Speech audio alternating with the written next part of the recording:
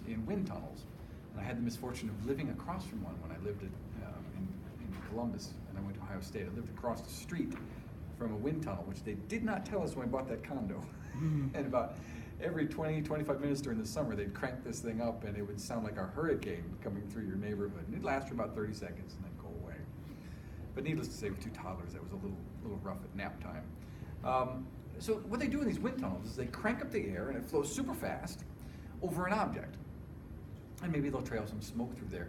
And they watch the profile that it follows as it goes around. It's slipstream. Okay? Well, what you're looking for when you do that kind of thing is you want that smoke to go in a nice line, go up and around and back down. You don't want it to swirl. Okay? If it swirls, that means the air has become turbulent. Instead of flowing in a nice straight laminar or linear fashion, now it starts to go all chaotic. And that's called turbulent flow. In all cases with fluid flow, if you speed up the flow rate high enough, you'll eventually get to the point where the friction between the container and the fluid is so great that now it starts making the fluid near the edge travel more slowly than the stuff in the middle, and that's what makes it become turbulent. The material in the middle travels straight, and the stuff on the edge where there's friction travels more slowly. We've all seen this in creeks. If you ever looked in a creek or a river that kind of gets a wide spot, maybe you've seen leaves or something floating along in it. Out in the middle, they just float kind of straight along. But where they get near the edge, they start to tumble a little bit. Okay, and that's this idea of turbulent versus laminar flow. From a physiological standpoint, this is very, very important. Okay? And you don't have to write down anything right now, because we'll talk about this when we talk about blood clotting, but we'll see who remembers this. I think I asked you before, what happens if blood just stands still? Okay? If you just take blood out and let it just stand still, it clots. It contains all the factors it needs to clot, all on its own. If it stops flowing, blood will clot. Okay? And if it flows turbulently, it's more likely to clot than it is if it's flowing in a laminar fashion. So within the cardiovascular system, the name of the game is to maintain laminar flow whenever possible. We don't want turbulent flow. Turbulent flow is also quiet. You can't really hear it. And if you've ever ridden in a jet, okay, you know that a jet engine produces a lot of airflow, and it's turbulent, okay, and that's why it's so loud. In fact, anytime we use a fan or something like that to move air, it's loud, it's noisy, because we're moving a lot of air very quickly, and it's always turbulent when we do that. My wife gets her, she hates the sound of those fans. She really hates that, so she wishes I would invent a silent fan. I keep telling her I don't think it's possible, but I guess I could give it a shot. If you want air to move quickly, it's always going to move turbulently. So it's always going to make noise. Water and blood are the same deal. When it moves fast, it makes noise. So turbulent flow is noisy, laminar flow is quiet. That I'd like you to know. Okay, that's something to remember. Turbulent flow is noisy, laminar flow is quiet. Ordinarily, we want to maximize laminar flow through our cardiovascular system. So should I be able to hear blood flow most of the time? No. If you move a stethoscope around in the body and try to listen to blood vessels, ideally you won't hear anything, because it should be moving in a laminar fashion. Sometimes we have a constriction in a blood vessel, and the blood has to flow very quickly through that constriction to keep flowing, and then it becomes noisy, and we hear it. And we'll talk about this in lab next week. That's called actually the week after. That's called a bruise sound, when you hear abnormal turbulent flow in a blood vessel. And it's usually a sign that there's some kind of constriction in that blood vessel, or you have abnormally high blood pressure. In the heart, however, we always have some turbulent flow because the valves slam shut. And when they do that, they cause turbulent flow of the blood in those canals, and we hear it. And that is what makes the heart sounds. Okay? It's turbulent blood flow through the valves as they close. That's what causes our heart sounds. In a normal cardiac cycle, the AV valves close first, and so that's called the first heart sound, or S1. Okay? So these valves here. In a normal cardiac cycle, where would a new cardiac cycle start its action potentials? We just talked about it in lab. SA node. In the SA node up here. Okay. And then they spread out through the left ventricle and right ventricle, and they make the ventricle. I didn't mean ventricle. I meant atria. I pointed at the atria, right? Through the left atria and right atria, and then they culminate down here where the AV node would be, and they go through the bundle his and the bundle branches, and then down here. So the atria contract just before the ventricles. So what happens is, while the ventricles are relaxed from the previous cardiac cycle, blood flows from the atria down into the ventricles. So it actually happens during what we call diastole, the period where the ventricles are relaxed. The blood that is collected from the body or the lungs flows down into the ventricles during that period. Then the ventricles start to fill with blood. So they're filling passively at this point. Okay, the first 2/3 or so of ventricular filling occurs completely passively. It's just a result of the blood collecting in the atria, and then the ventricles relax, the pressure in the ventricles drops below the pressure in the atria, and blood flows in. In order for that to happen, the AV valves have to open, and that's silent, doesn't make any noise. Then the blood flows in, and then finally, as a result of that action potential in the SA node, the atria contract. And they don't contract with a lot of force, they just kind of go, and they kind of flatten their flaps a little bit. And that pushes some more of the blood down into the ventricles. But when we do that, when the atria contract and we push a little bit more blood into here, the ventricles expand, and just like blowing air in a balloon creates pressure in that balloon, if you fill the ventricles, you're gonna give it some pressure, right? Not a lot, but a little. You stretch the ventricle walls, and the pressure bumps up to about 5 millimeters of mercury. That increase in pressure is enough to make the AV valves close. Okay. So as a result of filling and a buildup of a small amount of pressure in the ventricles, the AV valves now try to fall backwards. The blood tries to go back into the atria. And when they do that, the AV valves close and they prevent backflow. Does that make sense? Okay. And now we know that the AV valves have a few adaptations to prevent them from falling backwards, which are those chordae tendineae connected to the papillary muscles. And now the ventricles are going to start contracting, and the papillary muscles tighten up a little bit so that the valves don't collapse backwards. That's called prolapse. When the valves go backwards, it's called prolapse. And when a valve goes backwards like that and prolapses, the generic term for that valve that's not functioning correctly is now, it's called an incompetent valve. Okay. Somebody calls you incompetent, I think we all know what that means. It's not a compliment. Okay. It means you're not doing your job.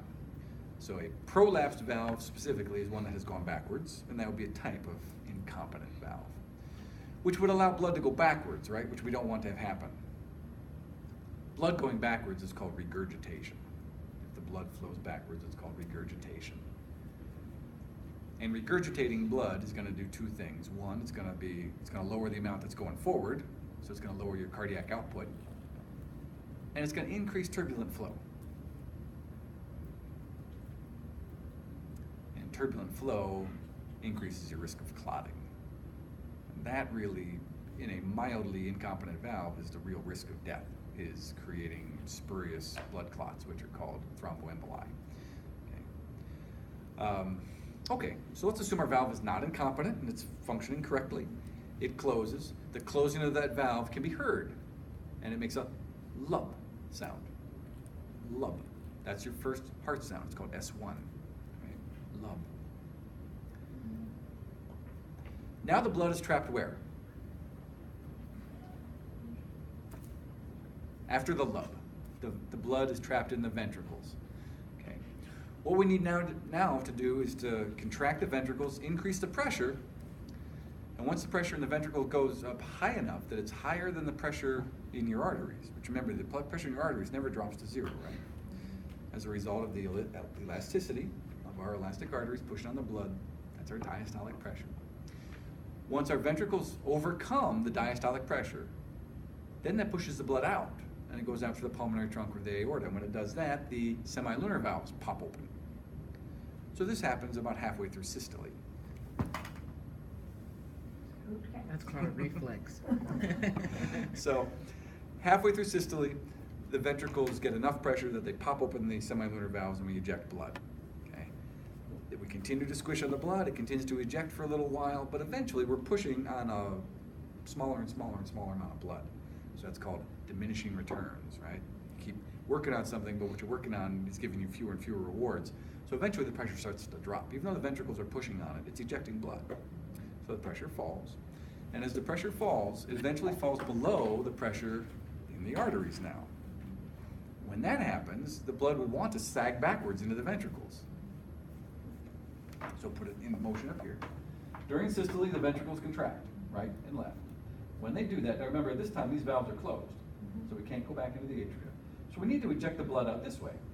So the pressure in here rises until it's higher than the pressure in the pulmonary trunk or the aorta. Then we eject blood. These valves pop open, and blood goes out to the lungs, or this way, out to the aorta, the ventricle. These continue to contract, push the blood out. Eventually the pressure in here falls because we're ejecting blood.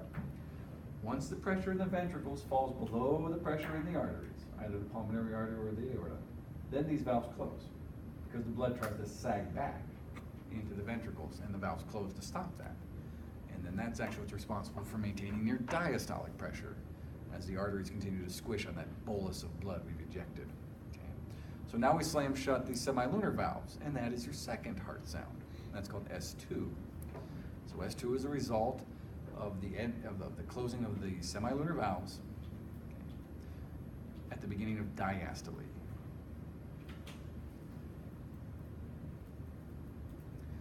And usually S2 is described as the dub sound. So you have lub, dub.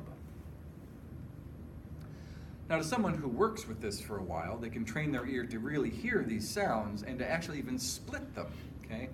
So for instance, S1 has an early and a late part to it. So it sounds silly when you enunciate it, but the lub, okay, the early S1 is the la and the late S1 is the ba. And for S2, the dub, early S2 is da and late S2 is ba. The reason that's important is because those actually represent the two different valves closing, okay? Generally speaking, okay, the atria and the ventricles are synchronized, meaning that the right and left atria contract together, right and left ventricles contract together. But there's a little, just like a couple of millisecond delay, not even a couple of milliseconds, part of a millisecond delay between the right and the left halves. And that's because the left half is just a little larger than the right half, it's more muscular, and it's a little farther away from the SA node. So it takes just a little longer for the action potentials to get to the left side than to the right side. So for that reason, the right side valves close just a little microsecond before the left side. So when we hear the sound lub, okay, the la is actually the right side valve closing, and the ba is the left side valve closing. Okay? They're pretty synchronized. I mean, lub, dub, those happen very quickly, right? But the sound is split just a little bit, so you can differentiate the early versus late. The early is the right side, late is the left side. Any questions about that? So S1 are the AV valves closing, and S2 are the semilunar valves closing. Early sound right, late sound left. S1 is AV, lubs, or AV. Yeah, lub, that's the AV. Dub is the semilunar. That's S2.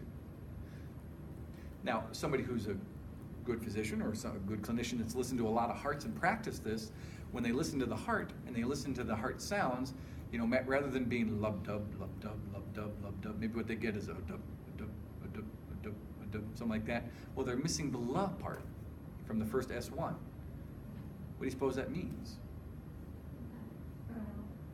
The atrial ventricle, right atrial ventricular valve is not working. Yeah, you both got it right. Yeah. So that would mean that the right AV valve is probably incompetent, and you're not hearing it because the blood flow is not turbulent, okay? Because it's not slamming shut properly. We call that a murmur. When you get an abnormal heart sound, that's called a murmur, and it's usually caused by a valve defect. There may be cases where the heart sound, instead of being lub dub, just sounds like dub dub dub dub dub. That means you're missing all of S1. That's bad. That means that both your atrioventricular and pulmonic valves are malfunctioning. Okay. Well, actually, no. That would mean both the tricuspid and bicuspid valves are malfunctioning. You know, bad news. You can stay alive with a malfunctioning valve. It just, what's that? Can't you like, or isn't You that probably painful wouldn't in feel any it. way, or- No, you probably wouldn't feel it. You would be very fatigued, okay? If your left AV valve were truly incompetent, you would have very low cardiac output, and you'd be very, very lethargic, okay? However, valve defects by themselves usually don't kill you. The danger there is that you get chronic illness because your cardiac output goes down, and then that puts stress on things like your liver and your kidneys and your lungs, and you basically, it's a very poor quality of life. You may linger along for 20 years like that, okay? But eventually what's gonna kill you is blood clotting, okay? When the blood regurgitates like that, it tends to clot, and then you form clots, and the clots